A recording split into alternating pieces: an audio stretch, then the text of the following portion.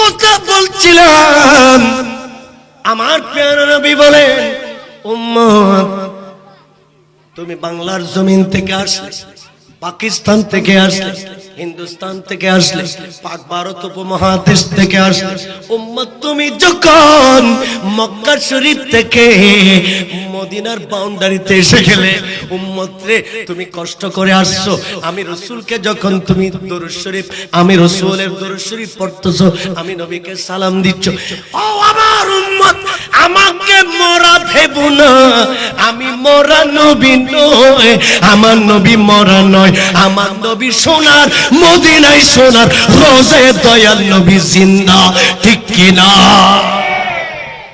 আমার নবীর জোরে নবীর এই দেখে মন ভরে না, নবীর রোজা শরীফ দেখে মন ভরে না, দিদার দা গোশা হে মদিনা, দিদার দাও গো নবী জিন্দা দুনিয়া।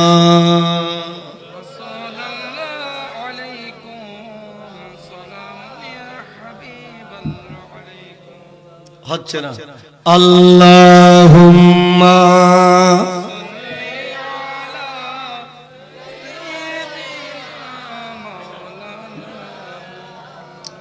ওয়া আলা আলি সাইয়্যিদিনা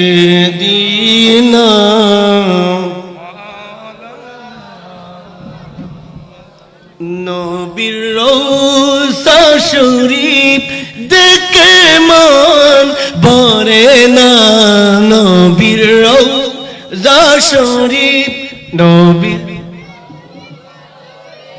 দেখে মন ভরে না, নবীর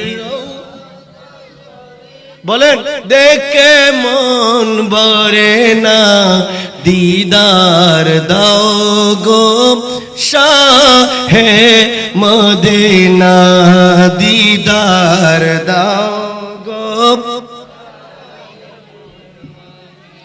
আরশের মেহমান করেছেন আল্লাহ, কত শান কত মান মোর কামলিওয়ালা, কত শান কত মান মোর কামলিওয়ালা, ও গো মদিনাওয়ালা, ও গো মদিনাওয়ালা, করো করুণা, দিদার দাও গো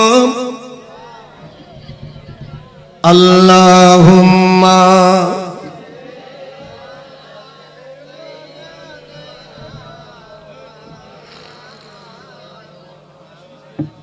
ওয়া আলা আলি সাইয়্যিদিনা।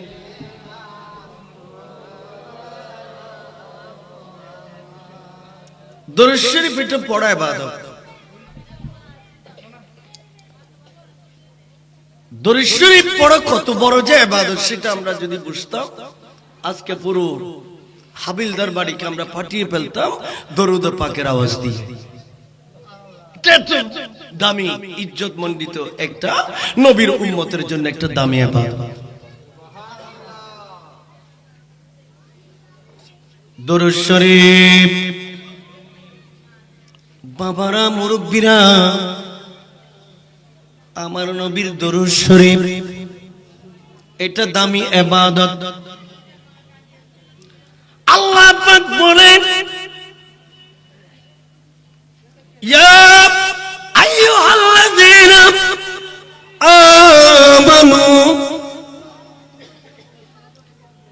হে ঈমানদার বান্দারা, ঈমানদার বান্দা যাদের কাছে ঈমান আছে, যারা নবীর ঈমানদার উম্মত, তোমাদেরকে আমি আল্লাহ বলে দিলাম, আমি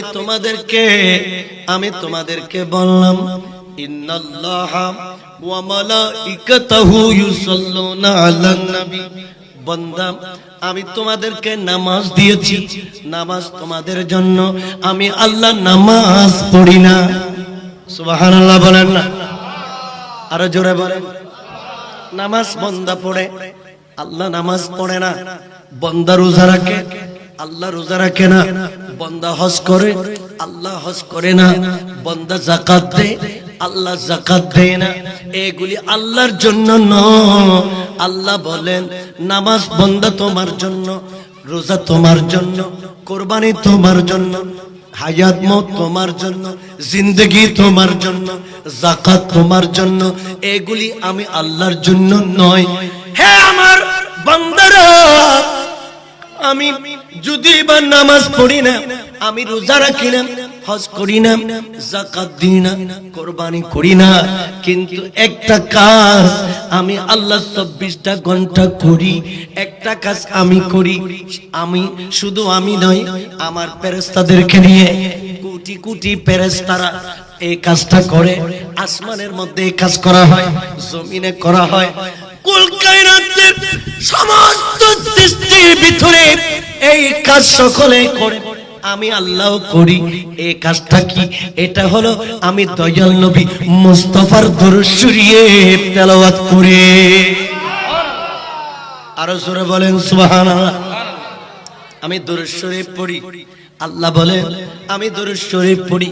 এটা আমি আল্লাহ পড়ি, আমার ফেরেশতারা দরুদ শরীফ পড়ে, সমস্ত কুল কায়নাতের সৃষ্টি দরুদ শরীফ পড়ে, সমস্ত খোদার সৃষ্টি দরুদ শরীফ পড়ে, আমি আল্লাহ দরুদ শরীফ পড়ি। এটা বড় একটা দামি উম্মতের জন্য দামি ইবাদত। আল্লাহ পাক রব্বুল আলামিন সোনার মদিনায়, মদিনা শরীফে দরুদ শরীফ পড়ার জন্য যখন সুবে সাদেক হয়, যখন সুবে সাদেক হয়, যখন ফজর হয়, আল্লাহ 70,000 ফেরেশতা আমার নবীর দরবারে প্রেরণ করে এই কথা বলে, হে ফেরেশতারা তোমরা নবীর দরবারে যাবে, আমার নবীর দরবারে গিয়ে চতুর্দিকে বসে তোমরা সন্ধ্যা পর্যন্ত, সূর্য ডোবা পর্যন্ত আমার নবীর দরুদ শরীফ তেলাওয়াত করবে। আরো জোরে বলেন না সুবহানাল্লাহ। দৈনিক কয় হাজার ফেরেশতা আসে? এরা কথা বলে না কেন? দৈনিক কয় হাজার ফেরেশতা? 70,000 ফেরেশতা আমার নবীর দরবারে আসে দরুদ শরীফ পড়ার জন্য। সারাদিন একটা সেকেন্ডের জন্য বসে থাকে না, দরুদ শরীফ পড়ে। একটা সেকেন্ডের জন্য বসে থাকে না, দরুদ শরীফ পড়ে। এইভাবে সুবে সাদেক থেকে শুরু করে দিনের বেলা চলে গেল, দুপুর বেলা আসলো, দরুদ শরীফ চলতেছে। বিকাল বেলা আসলো, দরুদ শরীফ চলতেছে। আসরের নামাজের ওয়াক্ত আসলো, দরুদ শরীফ চলতেছে। আসরের শেষ হয়ে গেল, দরুদ শরীফ চলতেছে। মাগরিবের ওয়াক্ত হয়ে গেল, দরুদ শরীফ চলতেছে। একেবারে সূর্য ডুবে গেল, মাগরিবের আযান হচ্ছে। এই 70,000 ফেরেশতাদেরকে আল্লাহ বলেন, হে ফেরেশতারা তোমরা এখন আসমানে উঠে যাও, তোমাদেরকে যে দায়িত্ব দিয়ে পাঠাচ্ছিলাম এই দায়িত্ব শেষ হয়েছে। এরা আসমানে উঠে যায়। সূর্য ডোবার পরে আল্লাহ নতুন করে 70,000 ফেরেশতা রাতের বেলার জন্য আমার নবীর দরবারে প্রেরণ করে। এরা সারা রাত আমার নবীর দরুদ শরীফ পাঠ করে, ঘুমায় না। ফেরেশতাদের খানা নাই, ফেরেশতাদের পিনা নাই, ফেরেশতাদের খাবার নাই, ফেরেশতাদের এরা খানা পিনা থেকে মুক্ত, এরা ঘুম থেকে মুক্ত। এরা ঘুম যায় না, এরা পেশাব করে না, এরা ঘুম যায় না, এরা আরাম করে না। আল্লাহ যে ডিউটি দিয়েছে এই ডিউটি এরা পালন করতেছে। এখন সন্ধ্যা বেলায় 70,000 ফেরেশতা প্রেরণ করলো। সারা রাত এরা দাঁড়িয়ে দাঁড়িয়ে দৌড়ে দৌড়ে দরুদ শরীফ পড়তে আছে। যখন সুবে সাদেক হলো, আল্লাহ বলেন তোমাদের দায়িত্ব শেষ হয়েছে, তোমরা আসমানে উঠে যাও। আল্লাহ আবার নতুন করে 70,000 ফেরেশতা প্রেরণ করে। এইভাবে কিয়ামত পর্যন্ত দৈনিক ডেইলি ফজর বেলা 70,000, রাতের বেলায় 70,000, কিয়ামত পর্যন্ত আসবে। যারা একবার আমার নবীর দরবারে আসার সুযোগ পেয়েছে ওই ফেরেশতা কিয়ামতের আগে দ্বিতীয়বার আর আসার সুযোগ পাবে না। আল্লাহু আকবার। নারে রিসালাত, ইয়া রাসূলুল্লাহ, নারে গাউসিয়া, আহলে সুন্নাত ওয়াল জামাত জিন্দাবাদ, ইমাম আলা হযরত জিন্দাবাদ। আল্লাহুম্মা সাল্লি আলা مولانا وعلى آله سيدنا مولانا محمد يا رسول الله يا আরো জোরে ইয়া রাসূলুল্লাহ এটা দরুদ শরীফ একটু দরুদ শরীফ পড়েন ইয়া রাসূলুল্লাহ ইয়া হাবিবাল্লাহ ইয়া রাসূলুল্লাহ يا حبيب الله অন্ধকার কবরে যখন দিবে আমারে অন্ধকার কবরে যখন দিবে আমারে আসে নবী আমার কবরে এই করিব সালাম কদম বুঝিয়া ইয়া রাসূলুল্লাহ আরে জোরে মোহব্বতের কণ্ঠ বলতে হবে ইয়া জোরে ইয়া হাবিবাল মোহব্বতে মোহব্বতে ইয়া রাসূলুল্লাহ আমারি মতের নিদান কালে আমারি মতের নিদান কালে আসে নবী আমার দিজগ দেখা আপন করিয়া ইয়া রাসূলুল্লাহ পিছনের বাইরা ইয়া রাসূলুল্লাহ কষ্ট পেলেন নাকি তাহলে সকাল বেলায় ৭০,০০০ ফেরেশতা রাতের বেলায় ৭০,০০০ ফেরেশতা কিয়ামতের আগে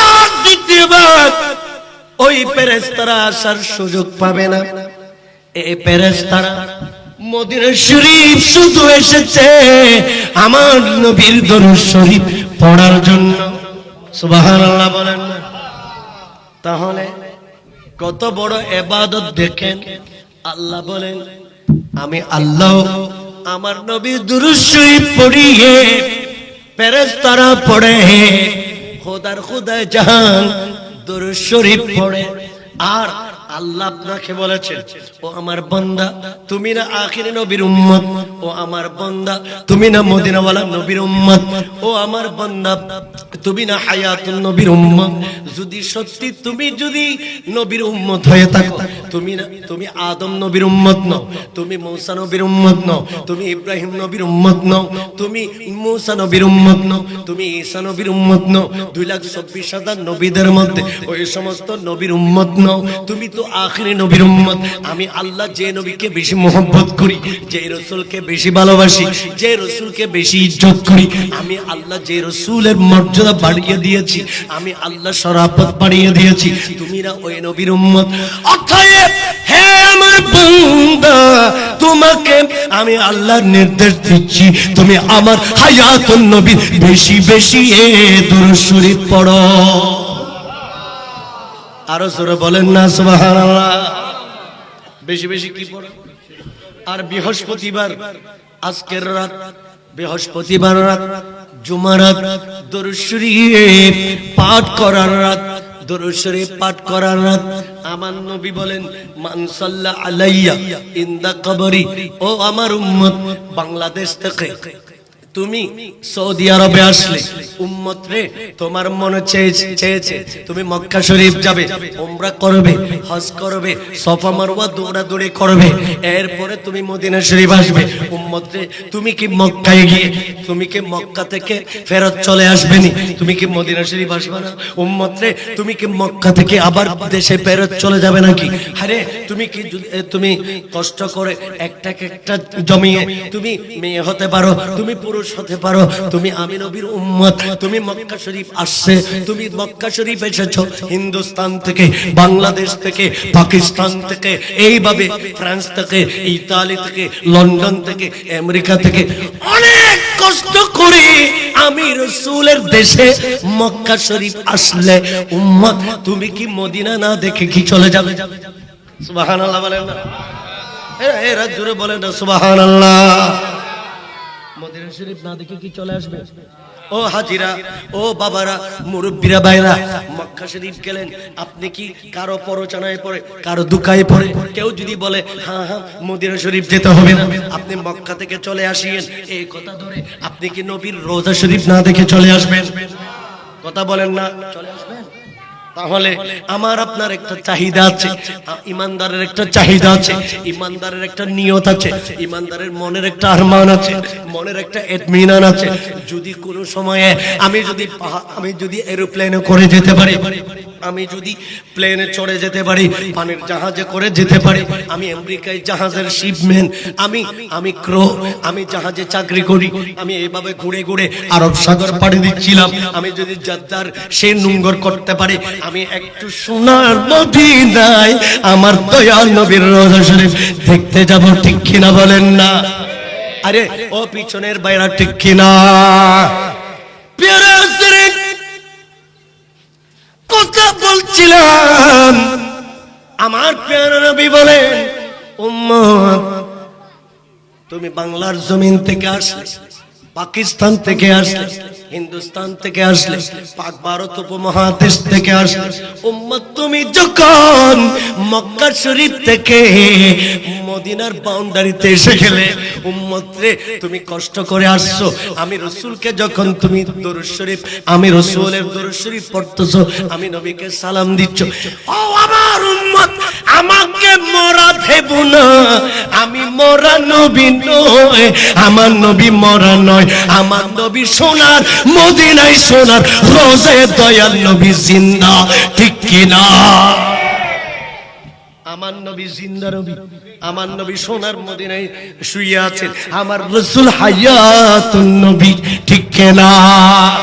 আরে আমার নবী, আমার রাসূল বলেন শুধু আমি নবী কেন, নবী মুস্তাফার যারা গোলাম বনে গেছে, নবী মুস্তাফার যারা আশিক উম্মত বনে গেছে, নবী মুস্তাফার প্রেমিক উম্মত বনে গেছে, যারা আমার রাসূলকে রাজি করেছে, যারা ওলি আল্লাহ হয়ে গেছে, গৌসে পাক হয়ে গেছে, গরিবে নওয়াজ হয়ে গেছে, শহীদ সিকুট হয়ে গেছে, কুতুব দিয়ার চেরাক মালিক শাহ কুতুবি হয়ে গেছে, মুস্তাফার গোলাম হয়ে গেছে, আরে কিতাবের মধ্যে দেখলাম এরাও কবর শরীফে জিন্দা আছে, ঠিক কিনা বলেন না?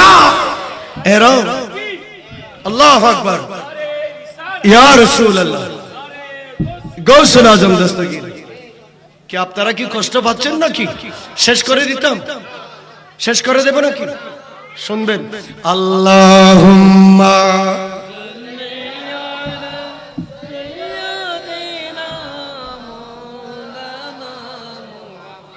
ওয়া আলা আলিহি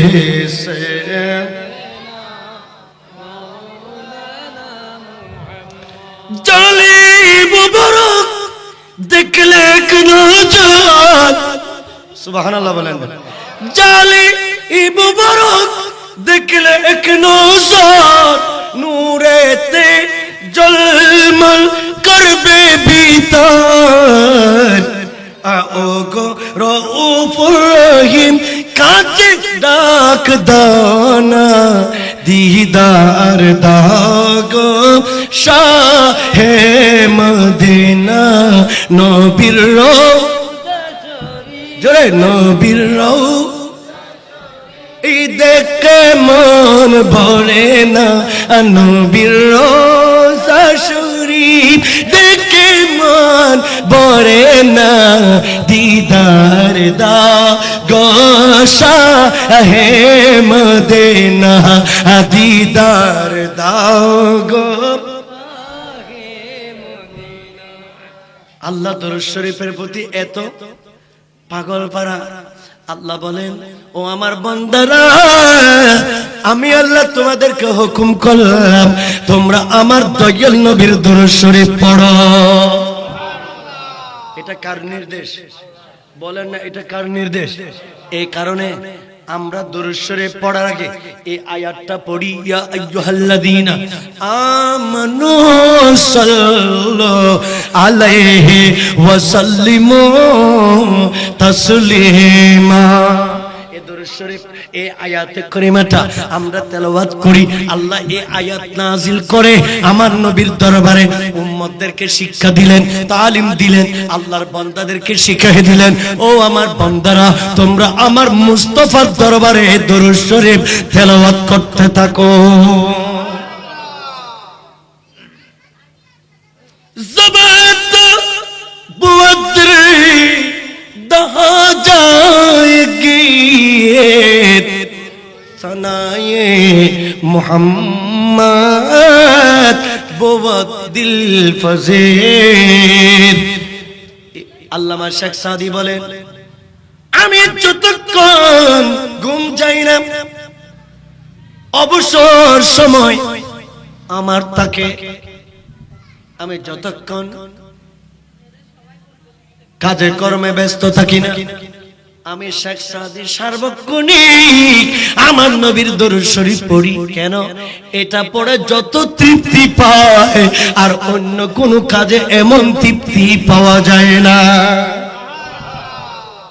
এটার ভিতরে এত মজা আছে, অন্য কোন কাজে এত বেশি মজা আমি পাই না। এ কারণে আমি বেশি বেশি দরুদ শরীফ পড়ি। মেরে বিরদে लब है নবী নবী, मेरे बिरदे लब है नबी नबी, मेरा दिल मकाम हबीब है, मैं मरीद इश्क रसूल हूँ, वो हबीब मेरा तबीब है, मेरे बिरदे लब है नबी नबी।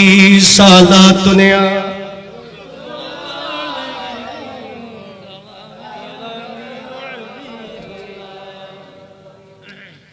আর রাসূল বলেছেন, উম্মত রে যখন তুমি মদিনা শরীফ এসে গেছো, তুমি আমি রাসূলের দরবারে একটু দাঁড়িয়ে আদব সহকারে তুমি একটু দরুদ শরীফ পাঠ করো।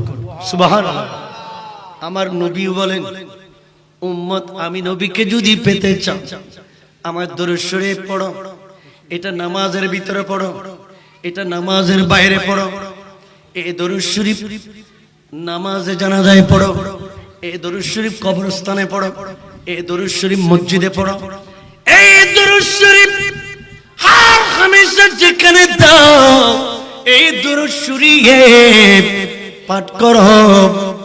আমার রাসূল বলেন, উম্মত সামিতুহু, উম্মত রে যখন তুমি দরুদ শরীফ পড়ো, সোনার মদিনায় আসতে পারো নাই উম্মত, তুমি সোনার মদিনায় আসতে পারো নাই, তুমি রিকশা চালাও, তুমি ঠেলা গাড়িওয়ালা, তুমি দিন মজুর, তুমি খেটে খাওয়া মানুষ, চাকরি বাকরি করো, এইভাবে এরোপ্লেনের টিকিট করে পাসপোর্ট বানিয়ে মদিনা শরীফ আসতে তোমার সুযোগ নাই উম্মত, তুমি আসতে পারো নাই।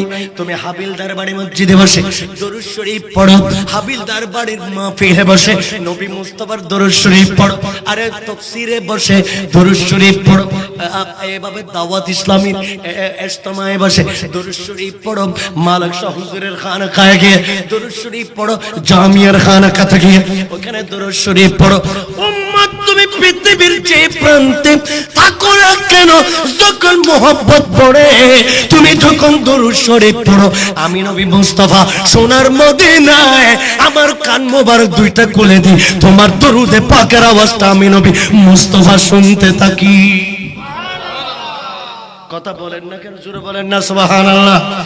আমার রাসূল দূর থেকেও শুনে, কাছ থেকেও শুনে, আমার নবী দূর থেকেও দেখে, কাছ থেকেও দেখে, দেখার ক্ষমতা আল্লাহ আমার রাসূলকে দান করেছে, ঠিক কিনা? শুধু রাসূল দেখে তাই না, নবী মুস্তাফার যারা গোলাম মরে গেছে, নবী মুস্তাফার যারা আশিক মরে গেছে, নবী মুস্তাফাকে যারা রাজি করেছে, যারা পীর আউলিয়া হয়ে গেছে, ওলি আল্লাহর দপ্তরে পৌঁছে গেছে, এরা সারা দুনিয়া দেখে গৌসে মুখতার মালিক শাহ আল কুতুবী বলে যে আমি কুতুবদিয়ার দ্বীপের মাঝখানে বসে থাকি, কিন্তু আমার চোখের সামনে লা মুকাররর খোদার আরশ রয়েছে। জোরে বলেন না সুবহানাল্লাহ। যিনি দুনিয়ায় বসে খোদার আরশ কি দেখে, বলেন না দুনিয়ায় বসে কি দেখে? আল্লাহ চোখের পাওয়ারকে এত বেশি বাড়িয়ে দিয়েছে। খোদার সৃষ্টি একটা চিল পাখি, সে যদি 10,000 মাইল দূর থেকে যদি সাগরের গভীরে গহীনে যে একটা মাছ কোথায় লুকিয়ে আছে, ওখান থেকে যদি তার চক্ষু দিয়ে যদি এটা যদি দেখে, আর সেই চিলের যদি ক্ষমতা থাকে, আর ওলি আল্লাহর দেখতে কি এটা কি শিরিক হয়ে যাবে? কথা বলে না, এটা কি শিরিক হয়ে যাবে? দেখা ক্ষমতা আল্লাহ ওলি আল্লাহদেরকে এই পাওয়ার, বলেন না, এই পাওয়ার আল্লাহ ওলি আল্লাহদেরকে দিয়েছে। নজরত ইলা বিলাদিল্লাহ হি জামান কাহার দলতিন আলা হুকুম ইত্তিসালে আসসালাম।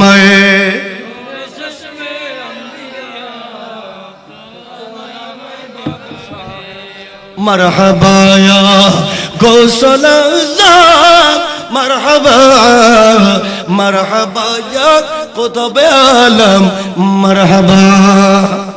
जोरे बोलेन ना मरहबा, आरो जोरे बोलेन मरहबा। कष्ट पाচ্ছেন বুঝি, শেষ করে দিতাম, শুনবেন নাকি? তাহলে আসুন, তাহলে আমার নবী বাংলাদেশের খাজা রোড থেকে দরুদ শরীফের আওয়াজ দিলে আমার নবী শুনেন কিনা? কথা বলেন, শুনেন কিনা?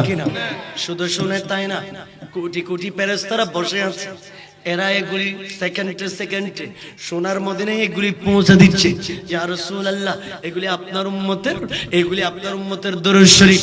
আমার নবী এগুলি দেখে দেখে হাসে, ও আমার ও আল্লাহর ফেরেশতারা, তোমাদেরকে আমি দয়াল নবী মুস্তাফা বলছি, এ বান্দা, আল্লাহর বান্দা, আমি নবীর উম্মত, দরুদ শরীফ পড়েছে। এটা কার ছেলে, কার ছেলে, কার ছেলে, কার ছেলে, কোন বংশের লোক, তার 14 গোষ্ঠীকে আমি নবী চিনি। সুবহানাল্লাহ বলেন, আরো জোরে বলেন না সুবহানাল্লাহ। হ্যাঁ, দরুদ শরীফ উঠে গেছে, এখন উঠে গেছে।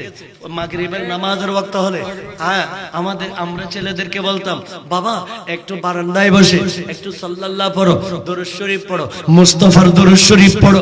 ফজরের যখন ওয়াক্ত হয় তখন ফজরের নামাজের পরে আমরা ছেলেদেরকে উঠিয়ে দিতাম, উঠো উঠো উঠো উঠো, একটু জিকির করো, একটু দরুদ শরীফ পড়ো। এখানের ভিতর সব মজা নিয়ামত সাথ এগুলির ভিতরে এখন মাগরিবের সময়ে পড়ে, মাগরিবের নামাজের ওয়াক্তে আমার ছেলেরা ওখানে দরুদ শরীফ পড়ে না, সে তো টেলিভিশন দেখে, সে একটু ডিসিনটেনা দেখে, সে তো মোবাইল নিয়ে বসে থাকে, সে দরুদ শরীফ পড়ার সময় কোথায়? তার মাও তো দরুদ শরীফ জানে না, মা যে বলতে হবে সেটাও তো জানে না। এখন মেয়েরা ডিজিটাল হয়ে গেছে, ঠিক কিনা বলেন না? এই ডিজিটালের কোনো মূল্য আসেনি, যেগুলি দিয়ে জাহান্নাম নিতে হবে, এই ডিজিটালের প্রয়োজন আমাদের কাছে। বলেন না, এই ডিজিটালের প্রয়োজন নাই। এমন ডিজিটাল হতে হবে যে ডিজিটাল দিয়ে জান্নাত আল্লাহ এবং রাসূল পাওয়া যায়, ঠিক কিনা? প্যারা শরীফ, দরুদ শরীফ পড়ুন, দরুদ শরীফ পড়ুন। বাচ্চাদেরকে দরুদ শরীফ শিখিয়ে দেন, মাদেরকে বলেন দরুদ শরীফ পড়ুন, দরুদ শরীফের আওয়াজ দেন। কুতুবদিয়ার চেরাগ যে মালিক শাহ কুতুব মহিউদ্দিন আজমি, যে হুজুর কেবলা মালিক শাহ গৌস মুখতারের উরস পাক করতেছেন, ইনি বলেন আমি গৌস জামান হয়েছি, আমি গৌস মুখতার হয়েছি, আমি কুতুবদিয়ার চেরাগ হয়েছি, আমি মালিক শাহ হয়েছি। কেমনে জানো? আমার দয়াল নবী মুস্তাফার দরুদ শরীফ পড়ে পড়ে। আরো জোরে বলেন না সুবহানাল্লাহ। এই কারণে কুতুবদিয়ার দরবারে সকাল সন্ধ্যায় সারাক্ষণ মসজিদের মধ্যে দরুদ পাকের আওয়াজ এবং ডঙ্কা চলে, ঠিক কিনা বলেন না? হাসবি রব্বি জাল্লা মা ফি কলবে গায়রা নূর মুহাম্মদ সাল্লাল্লাহু লা ইলাহা ইল্লাল্লাহ। হাসবি রব্বি ما في قلبي غير الله نور محمد صلى الله لا إله إلا الله। सुबह तैबा में हुई बढ़ता है बाड़ नूर का, सुबह तैबा में हुई बढ़ता है बाड़ नूर का। सदका इन नूर को आया है तेरा नूर का, नूर मोहम्मद सल्लल्लाहु ला इलाहा इल्लल्लाह। हज़बी रब्बी जल्ला মা ফি কলবি গায়রাল্লাহ নূর মুহাম্মদ সাল্লাল্লাহু লা ইলাহা ইল্লাল্লাহ হাসবি রাব্বি মা ফি কলবি গায়রাল্লাহ নূর মুহাম্মদ সাল্লাল্লাহু লা ইলাহা। কষ্ট পেলেন নাকি? গুনাহ হলো, গুনাহ হয়েছে নাকি? গুনাহ জড়ে গেছে। দরুদ শরীফ পড়ার কারণে গুনাহ কি হয়ে গেছে? কথা বলেন, গুনাহ কি হয়ে গেছে? জড়ে গেল, মাফ হয়ে গেল। একবার দরুদ শরীফ পড়লে 10টা সওয়াব আমার নামায় লিখে দেওয়া হয় এবং 10টা গুনাহ জীবন থেকে ফেলে দেওয়া হয় একবার দরুদ শরীফের আওয়াজ দিলে।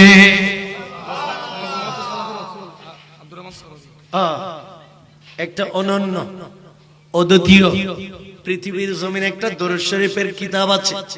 কোরআনে পাক 30 পারা, বুখারী শরীফ 30 পারা। আমার নবীর একজন আওলাদ সোহর শরীফের জমিন খাজা আব্দুর রহমান চৌরবি রাদিয়াল্লাহু তাআলা ইনি একটা 30 পারা। আল্লাহ কবুল করুন, সকলে বলি আমিন। আরো জোরে বলি আমিন। বলি আল্লাহরা আল্লাযীনা আমানু ওয়া কানু ইয়াত্তাকুন। ওলি আল্লাহ কারা? গাদাটি ওলি হতে পারে না, সুদখোর ওলি হতে পারে না, ঘুষখোর ওলি হতে পারে না, জিনাখোর ওলি হতে পারে না, বেনামাজি ওলি হতে পারে না। আল্লাহ ওলিকে হবে আমাদেরকে জানাইয়া দিলেন, যিনি আল্লাহকে বেশি বেশি ভয় করে, আল্লাহকে বেশি বেশি ভয় করে, আল্লাহকে ভয় করে, আল্লাহর খৌফ আল্লাহর ভয় অন্তরে আছে, ইনি আল্লাহর বলি। যাকে দেখলে, চেহারা দেখলে আল্লাহর বান্দাদের অন্তরে ভয় চলে আসে। আরো জোরে বলেন না। এখন তো দেখা যায় মুখে দাড়ি নাই, এখন তো দেখা যায় নামাজ পড়ে না, এখন দেখা যায় সুদ খায়, ঘুষ খায়, বিভিন্ন রকমের পেন্সি ডিল পাওয়া যায়, সে নাকি পীর সাহেব। নাউজুবিল্লাহ বলেন না। এগুলি হলো কলঙ্ক। এগুলোর কারণে আসল যারা আল্লাহর ওলি এদের বদনাম হচ্ছে। আল্লাহর ওলিরা হক, কারামাতুল আউলিয়া হাক্কুন। এই কারণে আল্লাহর ওলিদের মর্যাদা, আল্লাহর ওলিদের মর্তবা, আল্লাহর ওলিদের শান এগুলি আমরা বুঝবো না, সেটা আমার প্যারা নবী মুস্তাফা অনেক আগে থেকে জানতেন, আল্লাহ অনেক আগে থেকে জানতেন। সেহেতু আল্লাহ ওলিদের কথা কোরআনে বলেছে, আল্লাহর রাসূল হাদিসে বলেছে, তাদের পাওয়ার সত্য, তাদের ক্ষমতা সত্য। তারা দূর থেকে লৌহে মাহফুজ দেখেন, এটা সত্য। এরা কবরে কি চলতেছে এটা দেখে, এটা সত্য। আল্লাহর ওলিদের কারামত সত্য। এই বিষয়টা পড়ার জন্য ডিগ্রি ক্লাসে একটা আকায়েদ বিষয়ে পড়া হয়, একটা আকায়েদ বিষয় পড়া হয়। আকায়েদ, এটার নাম আকায়েদ। এই আকায়েদের বিষয়টি শরহে আকায়েদ, এটা ডিগ্রি ক্লাসে পড়া হয়, মাস্টার্স ক্লাসে পড়া হয়। এই কিতাবটা যারা পড়েছে এরা অবশ্যই বলতে পারবে এখানে একটা চ্যাপ্টার আছে, এখানে একটা অধ্যায় আছে। এই অধ্যায়ে লেখা আছে কারামাতুল আউলিয়া হাক্কুন। সূর্য পূর্ব দিকে উঠে যেভাবে চিরন্তন সত্য, সূর্য পশ্চিম দিকে অস্ত যায়, এটা যেভাবে চিরন্তন সত্য। আল্লাহর ওলিরা যে ক্ষমতাবান, ক্ষমতা দেখাইতে পারে, এটা চিরন্তন সত্য। এটা চিরন্তন কি? এরা কথা বলে না, চিরন্তন কি? সত্য। এদের পাওয়ারটা কেমন? হুজুর কিছুক্ষণ আগে আপনাদের খতিব সাহেব সুলাইমান আলাইহিস সালামের কথা বললেন। সুলাইমান আলাইহিস সালাম ইনি মিটিং ডাকলেন, মন্ত্রিসভা ডাকলেন। সুলাইমান আলাইহিস সালাম দরবারে সকাল 9টা থেকে দুপুর 1টা পর্যন্ত মিটিং চলে, মন্ত্রিসভা চলে। এই সময়ের ভিতরে গুরুত্বপূর্ণ আলোচনা হয়। সুলাইমান আলাইহিস সালাম আজকে মিটিং ডাকলেন। মিটিং এর বিষয়বস্তু হলো সাবা রানী বিলকিস, রানী বিলকিস এই মহিলা তার দেশে রাজ্য শাসন করে, কিন্তু রানী বিলকিস মুসলমান না। রানী বিলকিস মুসলমান না, এখনো ইমানদার হয় নাই, মুসলমান হয় নাই, কিন্তু রাজ্য শাসন করে রানী বিলকিস। সুলাইমান আলাইহিস সালাম এসেছেন মানুষের কলবে ঈমান দেওয়ার জন্য, ঠিক কিনা বলেন না? মন্ত্রীদেরকে বললেন, মন্ত্রীদের মধ্যে জিনেরও আছে। জিনরা সুলাইমান আলাইহিস সালামের বৈঠকে ছিল। ইফরিতুম মিনাল জিন, জিনদের মধ্যে একজনের নাম ছিল ইফরিত। এই ইফরিত জিন সেখানে ছিল, আল্লাহর বলিরাও ছিল, তার মন্ত্রীরাও ছিল। সুলাইমান আলাইহিস সালাম তাদেরকে বলেন, ও আমার মন্ত্রী সভা, ও আমার মন্ত্রী পরিষদ, তোমাদেরকে বলছি, বিলকিস, রানী বিলকিস, আমি সুলাইমান আলাইহিস সালামের কাছে আত্মসমর্পণ করে আসার আগে, আমার কাছে আসার আগে তোমাদের মধ্যে কে আছো এই শত শত মাইল দূর থেকে বিলকিসের সিংহাসনটা ওখান থেকে আলগিয়ে আমি সুলাইমান আলাইহিস সালামের দরবারে নিয়ে আসতে পারবে? সুবহানাল্লাহ বলেন, আরো জোরে বলেন। বাংলাদেশের রাষ্ট্রীয় সংসদ ভবন কোথায়? ঢাকায়। সিটাং আনতে পারবেন নি? তুলে নিয়ে আসতে পারবেন নি? ক্ষমতা আসেনি, ক্ষমতা নাই। ক্ষমতা, কথা বলেন না কেন? ক্ষমতা নাই। এই সিংহাসন আনার ক্ষমতা আমাদের কাছে নাই। এখন সুলাইমান আলাইহিস সালাম বলেন, বিলকিসের সংসদ ভবন, বিলকিসের সিংহাসন কে নিয়ে আসতে পারবে? তখন সবাই তরতর করে কাঁপে, সমস্ত মানুষ নিশ্চুপ হয়ে গেল। এখন এদের মধ্যে বৈঠকের মধ্যে একজন জিন দাঁড়ালো। একজন কি? জিন। জিন এ দাঁড়ালো, দাঁড়িয়ে বলে, হুজুর আমি, এই কথা বলিস না, আমি হুজুর আমি বিলকিসের সিংহাসন এনে দিতে পারবো। কখন এনে দিতে পারবে? আপনার সভা চলে 9টা থেকে 1টা পর্যন্ত, সময়টার ভিতরে আমি যাব আর নিয়ে আসবো, আমি যাব। আর সুলাইমান আলাইহিস সালাম বলেন, এতটুকুন সময় দেওয়া হবে না, আরো দ্রুত গতিতে আনতে হবে। সুবহানাল্লাহ বলেন, আরো দ্রুত গতিতে। যেখানে জিন ফেল হয়ে গেছে এখানে আর কেউ মাথা কামায় না। বলো যে সব আসে, সবার আগে আগে শত শত মাইল দূরে গিয়ে প্লেনও যেখানে যেতে পারবে না, প্লেন ওখান থেকে উনি এই সিংহাসনটা নিয়ে আসবে বলছে। হুজুর বলছেন যে এটা হবে না, আরো দ্রুত গতিতে নিয়ে আসতে হবে। সবাই নিস্তব্ধ হয়ে গেল। একজন বৈঠকের মধ্যে একজন মেরা মানুষ, জীর্ণ শীর্ণ মানুষ, যাকে চুকে লাগে না, হাসন আসে না, যাকে দেখতে মানানসই নাই, ফিটনেস নয়, এই রকমের একজন জীর্ণ শীর্ণ মানুষ সে দাঁড়ালো।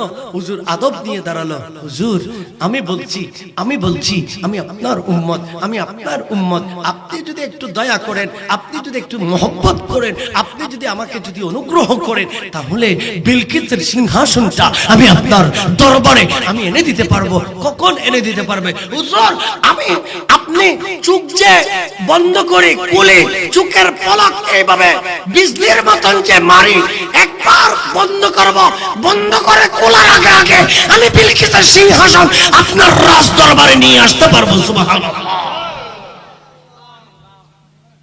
চোখের পলক মারার আগে আমি কি করতে পারবো? কথা বলেন না কেন?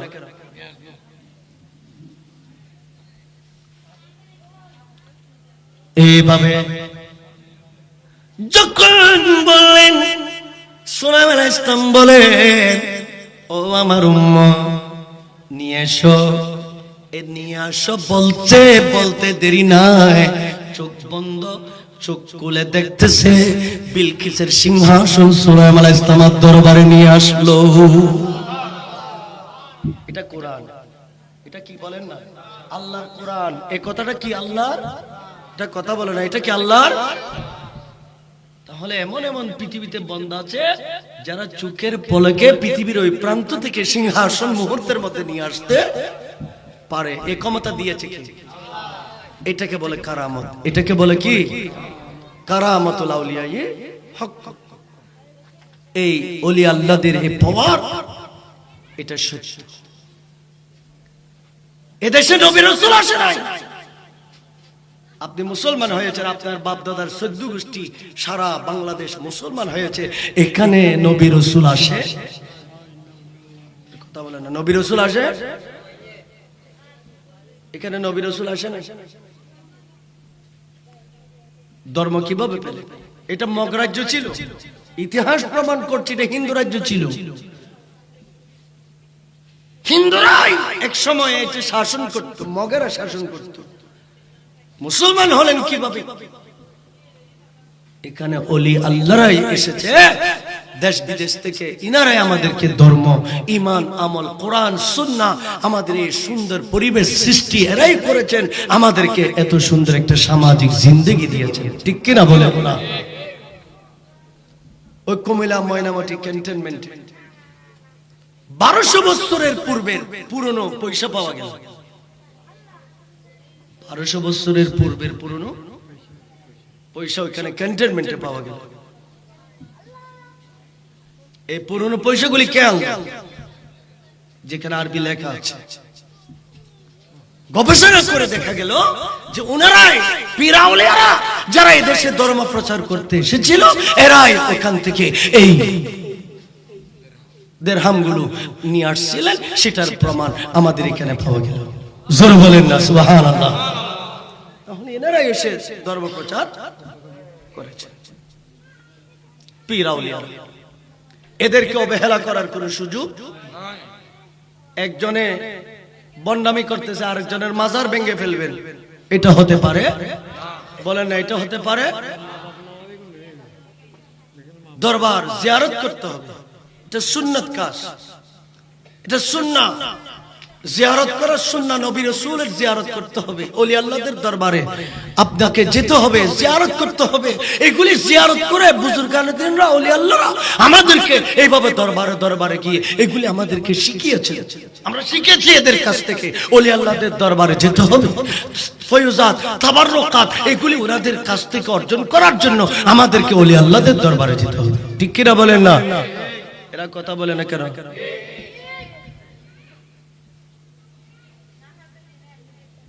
আপনার যখন রোগ হবে, কথা তো অনেক দূরে চলে যাচ্ছে, আপনার যখন রোগ হবে, বড় বড় রোগ নিয়ে বসে থাকলে হবে? কথা বলেন না কেন? রোগ নিয়ে বসে থাকলে হবে? এত বড় বড় রোগ হয়েছে, হুজুর বলেছে ক্যান্সার হয়েছে, ডায়াবেটিস হয়েছে, যক্ষ্মা হয়েছে, এইভাবে এইভাবে এইভাবে জটিল আক্রান্ত রোগে আক্রান্ত হয়েছে যে আপনাকে চিকিৎসার জন্য বিলেত যেতে হবে, বেঙ্গালোর যেতে হবে, আপনাকে মাদ্রাজ যেতে হবে, লন্ডন যেতে হবে, ফ্রান্স যেতে হবে, পাকিস্তান যেতে হবে, বড় বড় পার্সিয়াস যেখানে বড় বড় ডাক্তার আছে ওখানে আপনাকে যেতে হবে, যেন আপনার সঠিক এই রোগটা নির্ণয় করে আপনি যেন চিকিৎসা পেয়ে থাকেন। ঠিক কিনা বলেন না? আমার প্যারা নবী মুস্তাফা বলেন, শরীর স্বাস্থ্য এটা সুস্থ থাকা, সুন্দর থাকা, এটা পরিপাটি থেকে, এটা আল্লাহর পক্ষ থেকে বান্দার জন্য একটা নিয়ম।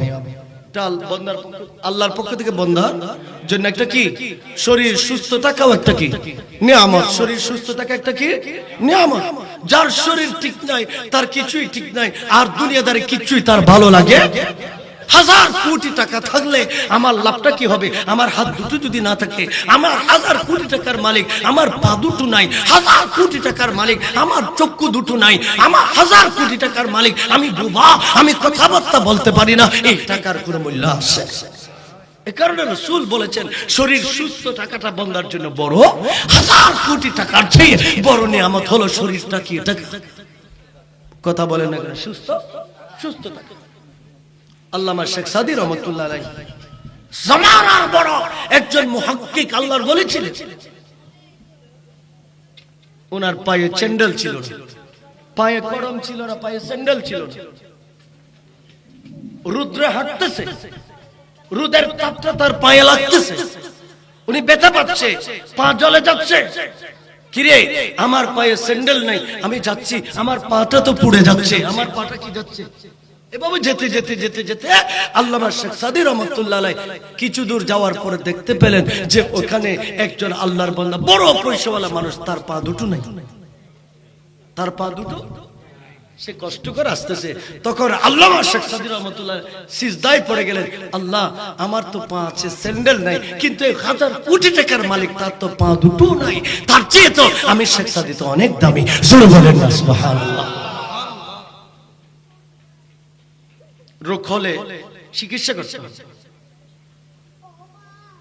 জাহিরি রোগের জন্য, দুনিয়াবি রোগের জন্য ডাক্তারের কাছে যেতে হবে। বাবারা, মুরব্বীরা,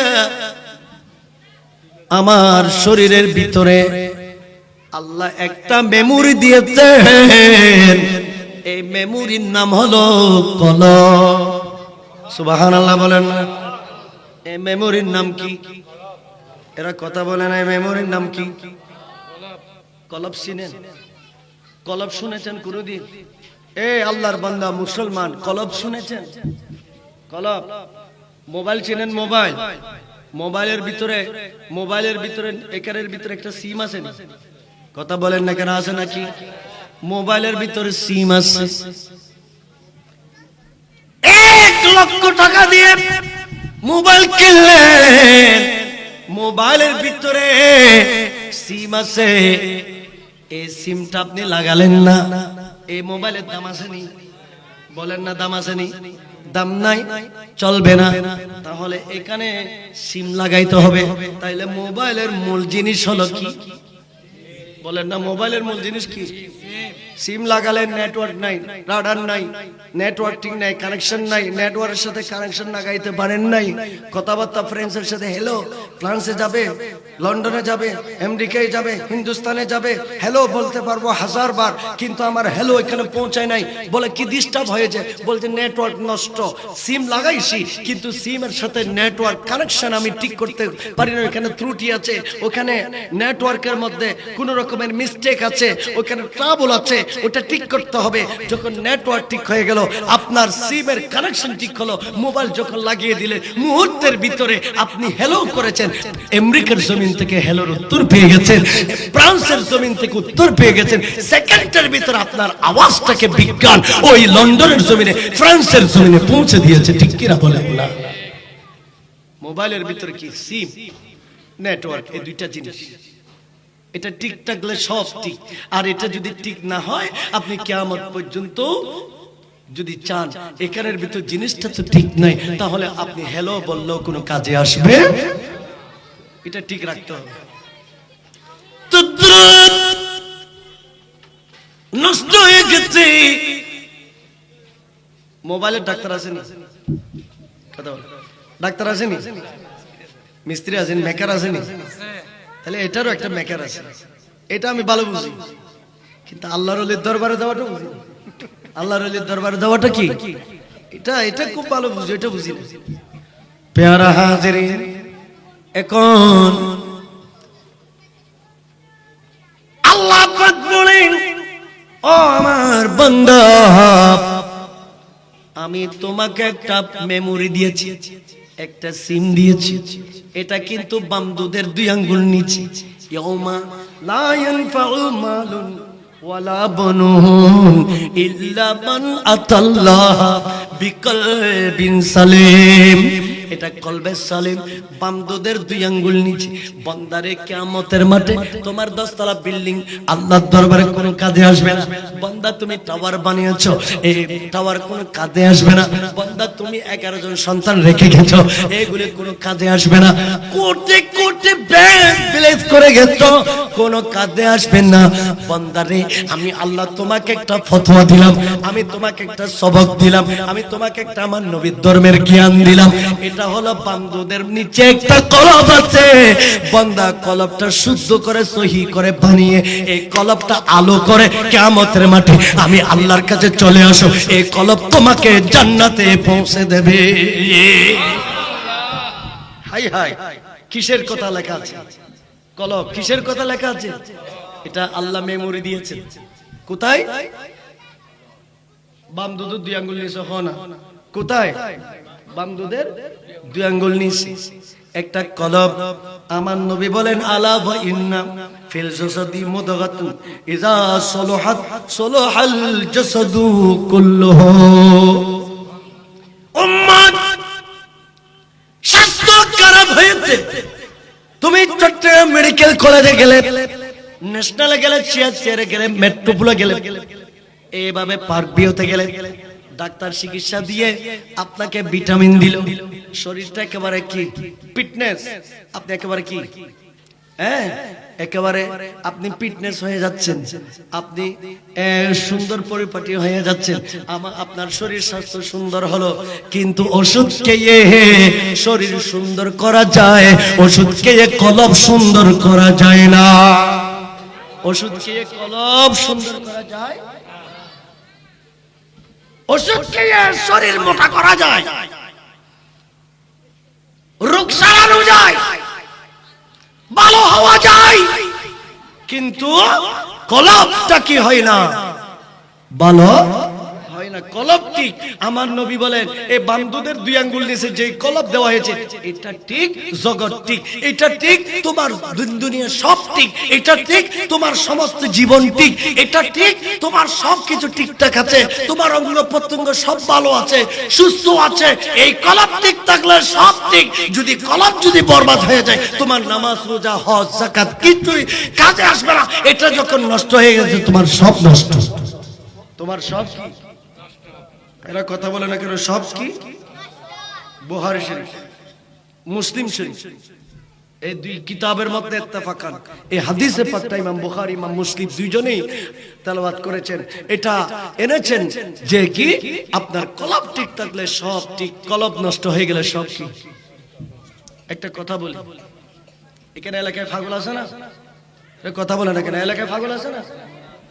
ঘুরে না পাগল, এর ওয়ারিস নাই বলে ঘুরতেছে। যখন আমার আপনার ছেলে আপনার নাতি নাতনি একজন পাগল হয়ে যাবে, এর নিয়ে বসে থাকতে পারবেন? কথা বলেন না কেন? বসে থাকতে পারবেন? রৌফুবাদ নিয়ে যাবেন না? আমাদের এখানে চট্টগ্রামের কোথায় আছে?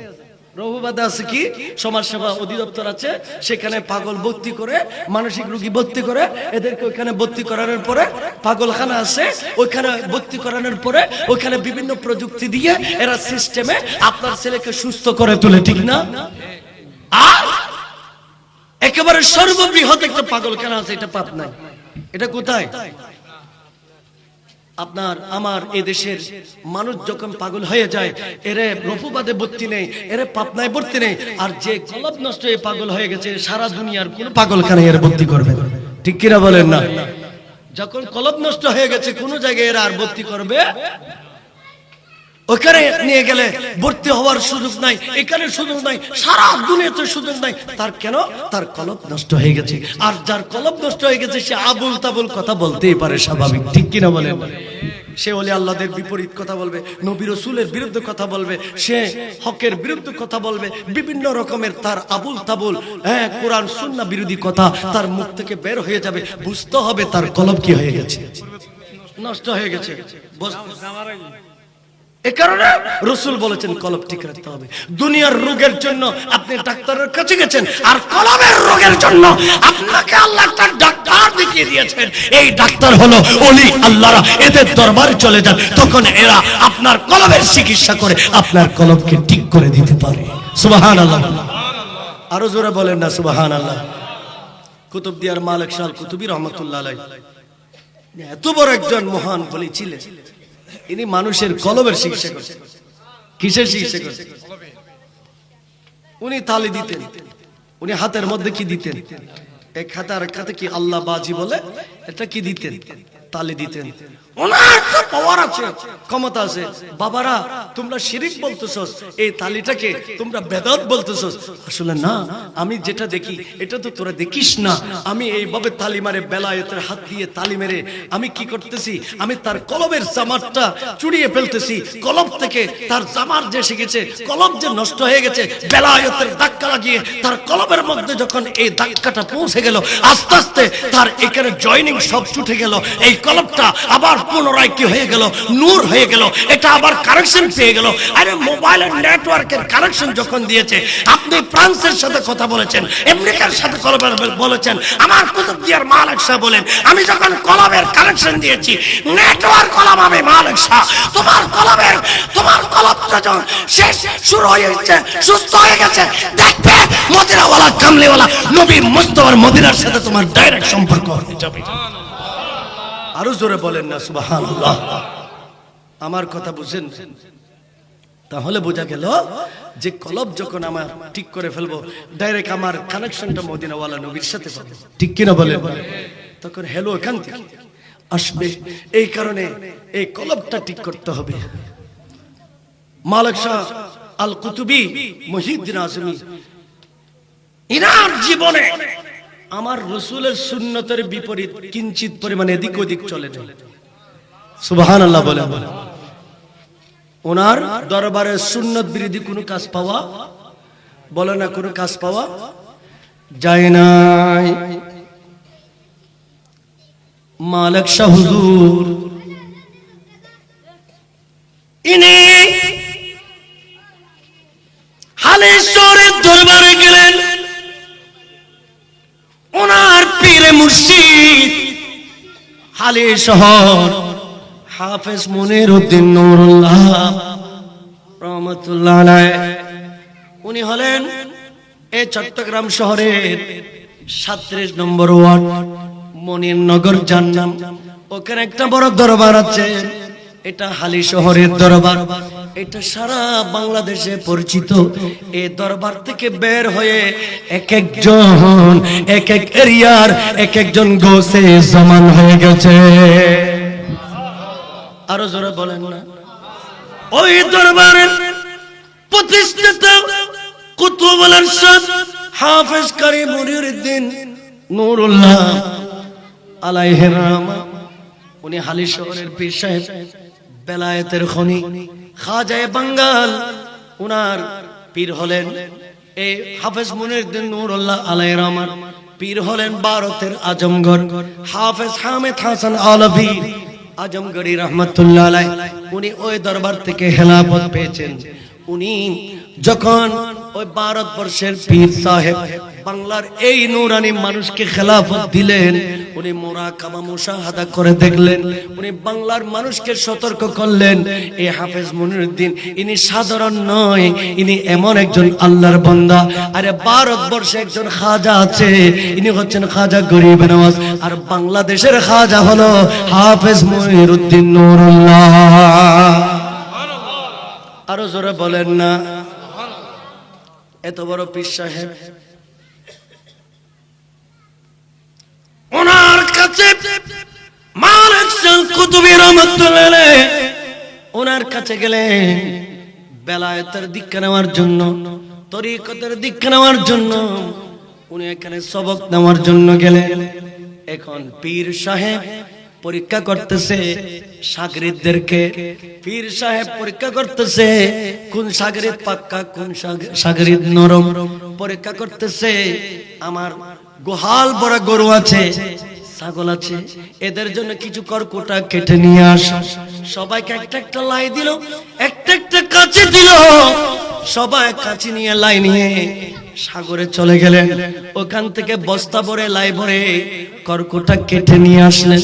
কিন্তু কুতুবদিয়ার মালিক শাহ হুজুর সাগর পাড়ে কর্কটা কাটতে গেলেন, ইনি একটা করও কাটে নাই, যেভাবে গেলেন ওইভাবে চলে আসলেন। হুজুর বলেন, হাফিজ মুনিরউদ্দিন নুরুল্লাহ আলাইহি রাহমা বলেন, হে আমার আলতাফ, তুমি এইভাবে কেটে নিয়ে আসলে, হে আমার মুজাম্মেল, তুমি এইভাবে কেটে নিয়ে আসলে। এইভাবে বিভিন্ন ভাবে সবাইকে একটা কথা বলে মালিক শাহ হুজুরকে বলেন, ও আমার বেটা আব্দুল মালিক, কিরে তুই কাটিস নাই কেন? যেভাবে গেছিস এইভাবে আসলি কেন? হুজুর, আমি যখন গেলাম তখন দেখতে পেলাম যে কর্কট আমি কাটবো ওইগুলি তো আল্লাহ আল্লাহ জিকির করতেছে। যেগুলি আল্লাহ আল্লাহ জিকির করে, হুজুর আমি এইগুলিকে কাটবো কিভাবে? এই কারণে আমি কাটতে পারি না, এদের জিকির শুনে আমি কালে হাতে চলে আসলাম। তখন কুতুবদিয়ারে মালিক শাহ হুজুরকে হুজুর বায়াত করালেন, সবক দিলেন, এইভাবে মুরাকাবা মুশাহাদা নিলেন। এইভাবে যখন বেলায়েতের দীক্ষা নিলেন, মুরাকাবা মুশাহাদা যখন করতে লাগলেন, করতে করতে ওনার মাকাম, কুতুবিয়তের মাকাম, বেলায়েতের মাকাম এত উঁচুতে পৌঁছে গেল, উনি এত দামি হয়ে গেলেন। একদিন কুতুবদিয়ার চেরাগ মালিক শাহ কুতুবি হুজুর কেবলাকে বলে, হুজুর সবাই খাজা গরিব নওয়াজের দরবারে যায়, সবাই ইন্ডিয়াতে যাচ্ছে, সেই ভারতের খাজার কাছে যায়, যেখানে গেলে নাকি খালি হাতে কেউ ফেরত আসে না। উনি দাতা, উনি গরিবদের নেওয়াজি করে, উনি সহযোগিতা করে, উনি তো রাসূল পাকের আওলাদ, উনি ওইখানে খাজা হয়ে বসে আছে সমস্ত উম্মত নবীর উম্মতকে দেওয়ার জন্য। আমি মালিক আব্দুল মালিক আল কুতুবি বাংলার জমিন থেকে আমি ওখানে যেতে চাই, পাসপোর্ট নাই, ভিসা নাই, টাকা নাই, পয়সা